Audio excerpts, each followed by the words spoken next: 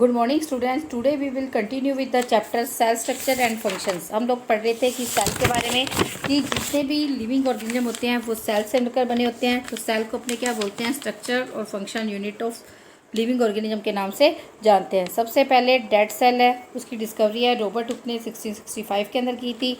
उसने सबसे पहले जो सेल देखी थी वो डेड सेल थी, जिसको उसने कोर के अंदर अपने ही बनाए हुए माइक्रोस्कोप के नीचे देखा था। और उसके 150 ईयर्स के बाद जब इम्प्रूव माइक्रोस्कोप बने तब लिविंग सेल को सबसे पहले देखा गया। उसके बाद अपने ने सेल थ्योरी पढ़ी थी। सेल थ्योरी क्या कहती है कि सेल है, जितने भी लिविंग ऑर्गेनिज्म होते हैं वो सेल से मिलकर बने होते हैं। सेल वॉल ईंटों की तरह होती है, जिस तरह से ईंटें मिलकर घर बनाती है, बिल्डिंग बनाती है, उसी तरह से सेल मिलकर क्या बनाती है, लिविंग ऑर्गेनिज्म की बॉडी बनाती हैं। सभी सेल्स से बेसिक स्ट्रक्चर और फंक्शन के अंदर बिल्कुल सेम होती हैं, लेकिन एक दूसरे की तरह आइडेंटिकल एक जैसी नहीं होती। जो पुरानी सेल्स होती हैं उन्हीं से क्या बनती है, नई सेल्स बनती हैं। जो ऑर्गेनाइजेशन होता है सेल्स का बॉडी के अंदर, वही क्या करता है, उसकी स्ट्रक्चर बनाने का काम करता है। सेल के नंबर के अकॉर्डिंग ऑर्गेनिज्म दो तरह के होते हैं, यूनिसेलर और मल्टीसेलर। यूनिसेलर का मतलब जो सिंगल सेल से मिलकर बना होता है ऑर्गेनिज्म, उसको यूनिसेलर बोलते हैं। जो एक से ज़्यादा नंबर ऑफ सेल से मिलकर बना होता है उसको अपने क्या बोलते हैं, मल्टीसेलर बोलते हैं। यूग्लिना, पैरामीशियम, अमीबा, बैक्टीरिया सारे के सारे यूनिसेलर हैं। ह्यूमन बीइंग मल्टीसेलर है। हमारी बॉडी के अंदर क्या होती हैं, 100 ट्रिलियन सेल्स होती हैं, यानी 10 की पावर 12 होता है 1 ट्रिलियन। और हमारी बॉडी के अंदर 100 ट्रिलियन होती है, यानी कितनी होती है, 10 की पावर 14 सेल्स हैं वो प्रेजेंट होती हैं। सभी लिविंग ऑर्गेनिज्म चाहे कितने मर्जी नंबर के अंदर सेल हो, लेकिन वो अपनी लाइफ क्या करते हैं, सिंगल सेल से ही क्या करते हैं, स्टार्ट करते हैं। हमारी बॉडी के अंदर सबसे लोअर लेवल होता है सेल्स का। सेल मिलकर टिश्यू, टिश्यू मिलकर ऑर्गन, फिर ऑर्गन सिस्टम, और फिर क्या बनती है, एक मल्टीसेलर ऑर्गेनिज्म की बॉडी है वो बनती है। अब अपने बात करते हैं कि सेल्स के अंदर अलग अलग सेल्स शेप और साइज़ के अंदर होती है। सेल्स है अपने फंक्शंस के अकॉर्डिंग इनकी स्पेसिफिक शेप होती है। जैसे नर्व सेल है, उसका काम होता है मैसेज को लेकर जाना, ब्रेन तक लेके जाना, ब्रेन से वापस लेकर आना। इसका साइज़ 1 मीटर से भी लंबा होता है और ये कैसी होती है, ब्रांच्ड होती है। मसल सेल्स एक्सपेंड और कॉन्ट्रैक्ट होती है। इसकी लॉन्ग थिन शेप सेल जो होती है वो इसको ऐसा करने में हेल्प करती है। हमारी जो आउटर लेयर होती है स्किन की, वो एक प्रोटेक्टिव लेयर बनाती है। इनकी सेल्स कैसी होती है, फ्लैट शेप होती है, जो एक लार्ज एरिया क्या करती है, कवर करती है।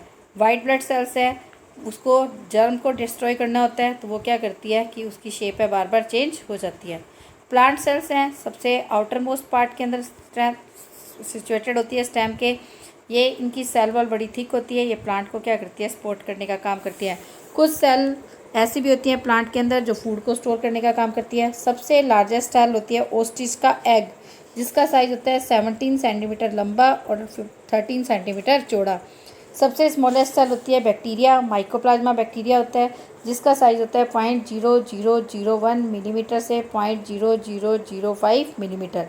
ह्यूमन बॉडी के अंदर सबसे स्मॉलेस्ट सेल होती है रेड ब्लड सेल्स, जिसका साइज़ होता है 0.007 मिलीमीटर। एक टिपिकल सेल है 0.002 मिलीमीटर होती है। सेल्स को अपने सिर्फ और सिर्फ माइक्रोस्कोप, पावरफुल माइक्रोस्कोप के हेल्प से ही देख सकते हैं। हमारी बॉडी के अंदर सारी सेल्स मिलकर फंक्शंस करती हैं, लेकिन यूनिसेलर ऑर्गेनिज्म जैसे कि अमीबा, उसकी कोई फिक्स शेप नहीं होती। ये अपना स्यूडोपोडिया, स्यूडो का मतलब होता है फॉल्स, पोडिया का मतलब होता है फिट, तो ये स्यूडोपोडिया बनाकर अपने मूवमेंट के अंदर भी हेल्प करता है और ये क्या करता है, अपना खाना भी खाता है। तो इसके स्यूडोपोडिया है, कभी अपीयर हो जाते हैं और कभी क्या हो जाते हैं, डिसअपीयर हो जाते हैं। हालांकि सेल है वो साइज़ के अंदर और शेप के अंदर बहुत अलग होती है, लेकिन उसके अंदर कुछ चीज़ें कॉमन होती हैं। बेसिक कंपोनेंट है सेल के अंदर साइटोप्लाज्म, सेल मेम्ब्रेन और न्यूक्लियस और ऑर्गेनल्स होते हैं।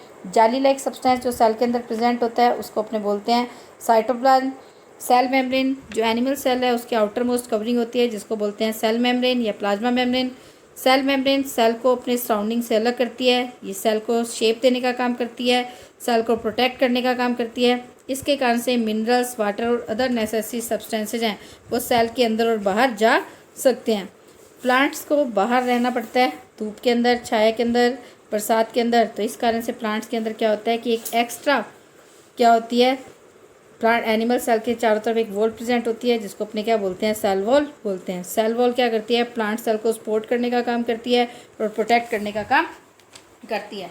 प्लांट्स के अंदर कोई स्केल्टन्स नहीं होता हमारी तरह, जैसे हमारी बॉडी के अंदर तो क्या होता है, स्केल्टन होता है, जिसके कारण से प्लांट्स क्या करते हैं, हमारे को हमारी बॉडी के अंदर क्या करते हैं, स्केलेटन क्या करता है, हमारी बॉडी को सपोर्ट करने का काम करता है। लेकिन प्लांट्स के अंदर ऐसा नहीं होता। प्लांट के अंदर सेल वाली क्या करती है, उसको सपोर्ट करने का काम करती है। अब साइटोप्लाज्म एक है, थर्ड है न्यूक्लियस। न्यूक्लियस क्या होती है, साइटोप्लाज्म के अंदर एक स्फेरिकल स्ट्रक्चर होती है जो प्रेजेंट होती है, जो बिल्कुल एनिमल सेल के अंदर तो सेंटर के अंदर प्रेजेंट होती है। ये सेल की ग्रोथ के अंदर हेल्प करती है और सेल की जितनी भी एक्टिविटीज़ होती है उनको कंट्रोल करने का काम करती है। इसकी तुलना अपने किससे कर सकते हैं, इसका कंपैरिजन हम एनिमल्स के ब्रेन के साथ कर सकते हैं। सेल न्यूक्लियस के अंदर एक लिक्विड फिल होता है जिसको बोलते हैं न्यूक्लियोप्लाज्म। ये साइटोप्लाज्म को न्यूक्लियर मेम्ब्रेन के द्वारा क्या करता है, जो साइटोप्लाज्म है और न्यूक्लियोप्लाज्म है न्यूक्लियर मेम्ब्रेन के द्वारा अलग रहता है। न्यूक्लियर मेम्ब्रेन पोरोस छेद वाली होती है और जिसके कारण से साइटोप्लाज्म और न्यूक्लियस के अंदर क्या होता है कि मटेरियल्स आ जा सकते हैं। न्यूक्लियस के अंदर एक स्मॉल स्फेरिकल स्ट्रक्चर प्रेजेंट होती है जिसको बोलते हैं न्यूक्लियोलस, और इसके अंदर क्या होती हैं, थ्रेड लाइक स्ट्रक्चर्स प्रेजेंट होती हैं। क्या होती हैं, थ्रेड लाइक स्ट्रक्चर्स प्रेजेंट होती है जिनको अपने बोलते हैं क्रोमोसोम्स। क्रोमोसोम्स का काम, क्रोमोसोम्स के ऊपर जीन्स होते हैं। जीन जो पेरेंट्स के करैक्टर क्या करते हैं, बच्चों के अंदर भेजने के अंदर काम करते हैं। न्यूक्लियस और साइटोप्लाज्म मिलकर क्या बनाते हैं, प्रोटोप्लाज्म बोलते हैं। प्रोटो का मतलब होता है फर्स्ट, प्लाज्मा का मतलब होता है लिविंग, यानी प्रोटोप्लाज्म को अपने क्या बोलते हैं, लिविंग सब्सटेंस ऑफ सेल के नाम से जानते हैं। अब जो प्रोटोप्लाज्म होता है इसके अंदर कार्बन, हाइड्रोजन, ऑक्सीजन और क्या होते हैं, नाइट्रोजन प्रेजेंट होती हैं। इसके अलावा साइटोप्लाज्म के अंदर छोटे छोटे ऑर्गेनल्स प्रेजेंट होते हैं, छोटी छोटी स्मॉल स्ट्रक्चर्स होती है जिनको अपने ऑर्गेनल्स बोलते हैं, जो अलग अलग फंक्शन करती हैं। माइटोकॉन्ड्रिया रोड लाइक स्ट्रक्चर होती है, इनको power house of the cell बोलते हैं क्योंकि जो सेल के अंदर रेस्पिरेशन का प्रोसेस होता है जिसके कारण से एनर्जी रिलीज होती है वो यहीं पर स्टोर रहती है। Vacuole sac bag like structure होती है, ये फूड, वाटर और वेस्टेज को स्टोर करने का काम करती है। प्लांट सेल्स के अंदर प्लास्टिड्स होते हैं जो अलग अलग कलर्स के अंदर होते हैं। ग्रीन कलर के प्लास्टिड को अपने बोलते हैं क्लोरोप्लास्ट, जिसके अंदर ग्रीन पिगमेंट होता है जिसको बोलते हैं क्लोरोफिल, जो प्लांट को फोटोसिंथेसिस के अंदर हेल्प करता है। एनिमल सेल के अंदर क्लोरोप्लास्ट क्या होता है, एब्सेंट होता है। गोल्जी बॉडीज प्रेजेंट होती है जो एंजाइम सिक्रीट करती है। एंडोप्लाज्मिक रेटिकुलम होती है जो सब्सटेंसेस को ट्रांसपोर्ट करने का काम करती है। राइबोसोम्स प्रोटीन बनाते हैं। लाइसोसोम्स जो ओल्ड डेड सेल्स के पार्ट होते हैं उनको डिस्ट्रॉय करने का काम करते हैं, इसलिए इनको अपने हाउसकीपर भी बोलते हैं। सेंट्रोसोम्स हैं वो क्या करते हैं, सेल के डिवीज़न में भी हेल्प करते हैं। अब जनरली सेल्स हैं बेसिक होती हैं स्ट्रक्चर्स के अंदर। जनरली सेल्स क्या होती हैं, बेसिक होती हैं स्ट्रक्चर के अंदर, लेकिन वो अलग अलग शेप्स ले लेती हैं अलग अलग ऑर्गन्स के अंदर। जैसा कि फिगर 8.5, ये फिगर 8.5 अपने को दिखाई दे रहा है जिसके अंदर स्टमक, किडनी, स्टेम, लीफ, इनका क्या दिखा रखा है, क्रॉस सेक्शन है वो दिखाई दे रहा है। तो इनके अंदर सेल्स की शेप क्या हो जाती है, अलग अलग हो जाती है। तो यानी सेल्स मिलकर क्या बनाती हैं, एक ग्रुप है सिमिलर सेल्स का, मिलकर क्या बनाती है, टिश्यू बनाती है। टिश्यू मिलकर क्या बनाते हैं, ऑर्गन्स बनाते हैं। ऑर्गन्स मिलकर क्या बनाते हैं, ऑर्गन सिस्टम, फिर ऑर्गेनिज्म की बॉडी बनती है। जैसे ये कह रहा है कि एक ग्रुप है सिमिलर सेल्स का जो कंबाइन होकर एक स्पेसिफिक फंक्शन करती है जिसको अपने बोलते हैं टिश्यू। जैसे कि एक प्लांट लीफ है उसके अंदर अलग अलग तरह के टिश्यूज होते हैं, dermal tissue, vascular tissue, ground tissue. अलग अलग तरह के टिश्यूज़ मिलकर ऑर्गन बनाते हैं। ऑर्गन्स मिलकर ऑर्गन सिस्टम बनाते हैं जो लाइफ एक्टिविटीज़ के अंदर हेल्प करते हैं। जैसे डाइजेस्टिव सिस्टम है जो फूड को डाइजेस्ट और एब्जॉर्ब करने का काम करता है, जिसके अंदर अलग अलग ऑर्गन्स जैसे mouth, food pipe, stomach, small intestine, large intestine, ये सारे के सारे क्या होते हैं, प्रेजेंट होते हैं। अब है इट्स ए फैक्ट। फैक्ट के अंदर ये क्या कह रहा है कि इट्स ए फैक्ट के अंदर ये क्या बता रहा है कि क्रोमोसोम्स क्या होते हैं, जो एटम है, एटम कह रही हूँ, क्रोमोसोम्स हैं वो न्यूक्लियस के अंदर प्रेजेंट होते हैं। ये हमेशा मैचिंग पेयर्स के रूप में होते हैं। 23 पेयर्स होते हैं क्रोमोसोम्स के नॉर्मल ह्यूमन सेल के अंदर, यानी अपनी बॉडी के अंदर, ह्यूमन बॉडी के अंदर कितने होते हैं, सेल के अंदर 46 क्रोमोसोम्स होते हैं जो किसके रूप में रहते हैं, हमेशा पेयर के रूप में रहते हैं। हर पेयर है क्रोमोसोम्स का, एक फादर से आता है और एक कहाँ से आता है, मदर से आता है। तो इस कारण से हर क्रोमोसोम्स के ऊपर थाउजेंड्स नंबर के अंदर छोटे छोटे जीन्स प्रेजेंट होते हैं। जैसे कि अपने बीड्स, मोती मिलकर नेकलेस बनाते हैं, इसी तरह से छोटे छोटे जीन्स मिलकर क्या बनाते हैं, हमारा क्रोमोसोम्स बनाते हैं। इनहेरिटेंस की यूनिट होती है जो पेरेंट्स के हेरिडिटी करैक्टरिस्टिक्स, यानी पेरेंट्स के करैक्टरिस्टिक काम पर भेजने का काम करते हैं, बच्चों के अंदर भेजने का काम करते हैं। हर जीन है उसके ऊपर एक स्पेसिफिक इन्फॉर्मेशन होती है, जैसे कलर ऑफ आइज़ है या टाइप ऑफ हेयर है, कर्ली होने चाहिए, स्ट्रेट होने चाहिए, ये सारे के सारे करैक्टर्स को कौन भेजता है, पेरेंट्स से बच्चों के अंदर भेजने का काम जीन ही करते हैं। अब है इट्स है फैक्ट के अंदर ये कह रहा है कि सेल्स, अगर किसी सेल के अंदर वेल ऑर्गेनाइज न्यूक्लियस होता है, न्यूक्लियस के चारों तरफ न्यूक्लियर मेम्ब्रेन होती है, तब इसको बोलते हैं यूकैरियोटिक सेल। और वो ऑर्गेनिज्म जिनके अंदर यूकैरियोटिक सेल्स होती हैं उनको बोलते हैं यूकैरियोट्स।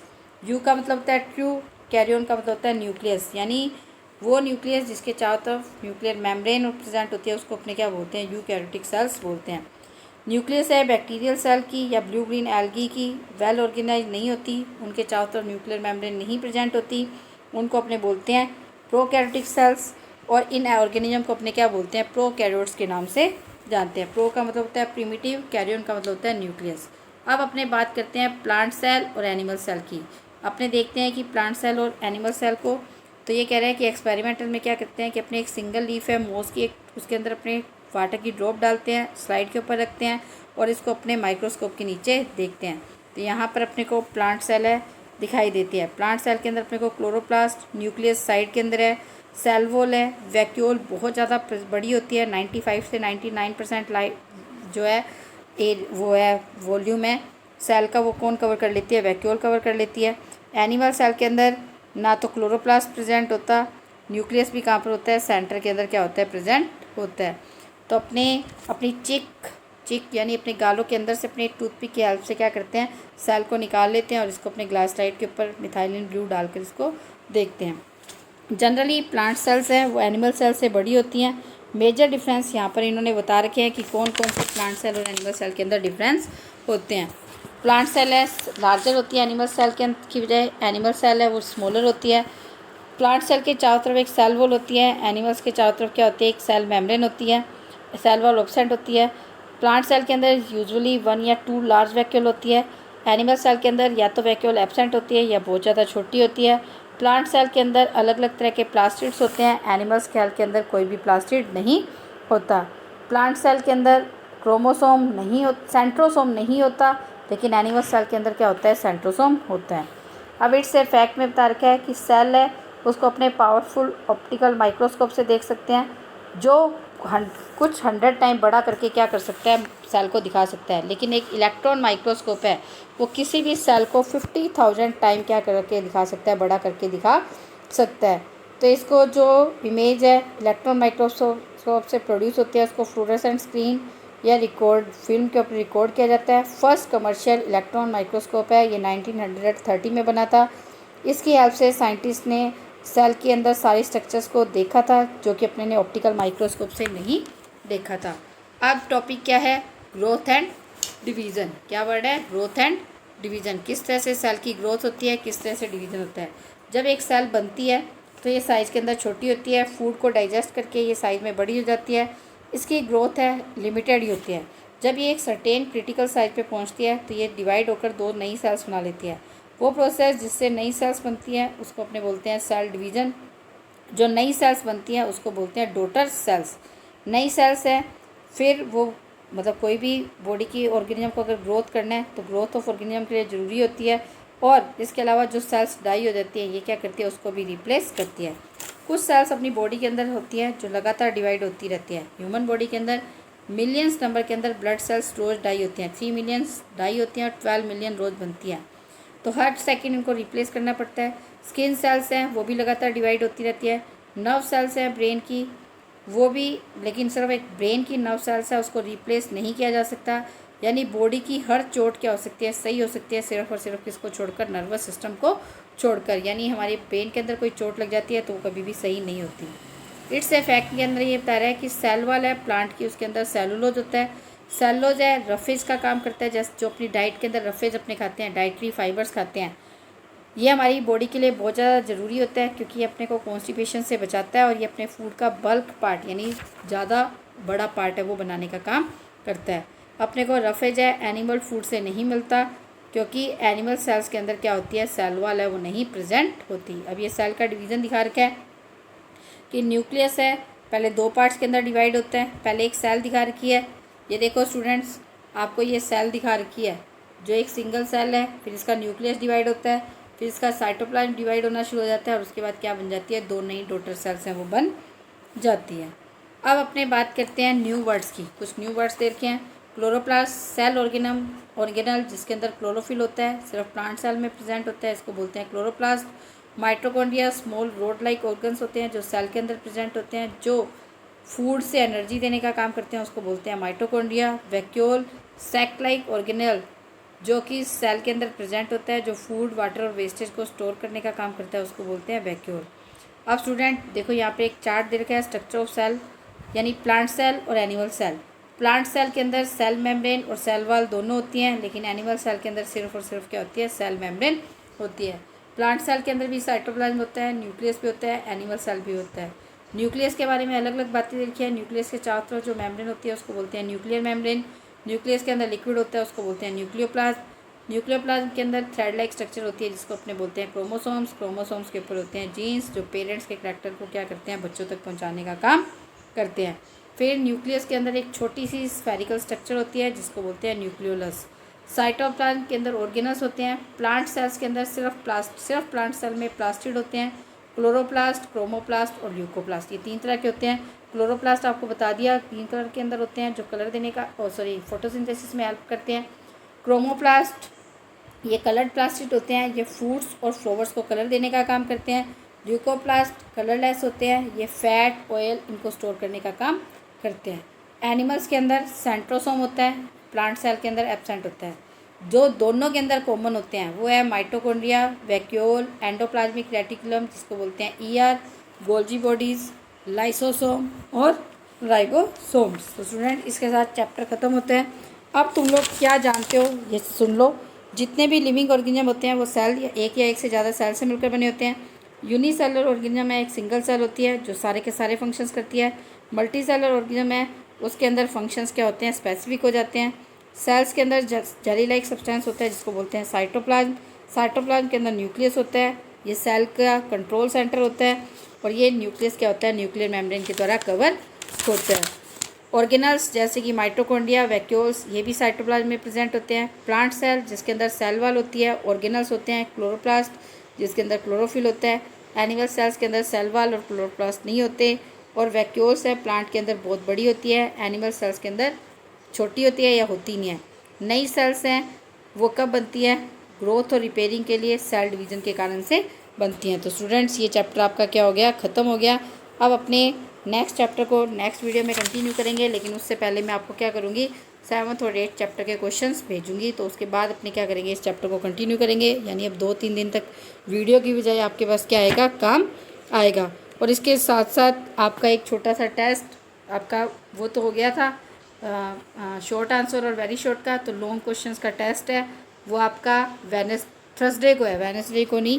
और बच्चों कोई भी पेज की पिक आप खींच के ज़रूर भेज दो, लेकिन जो आपको नोटबुक्स के अंदर नंबर मिलेंगे वो कहाँ पर मिलेंगे, जब आप सैटरडे को नोटबुक भेजते हो तो उसके अंदर आपको क्या मिलेंगे, इसके मार्क्स मिलेंगे। Thank you students, have a nice day.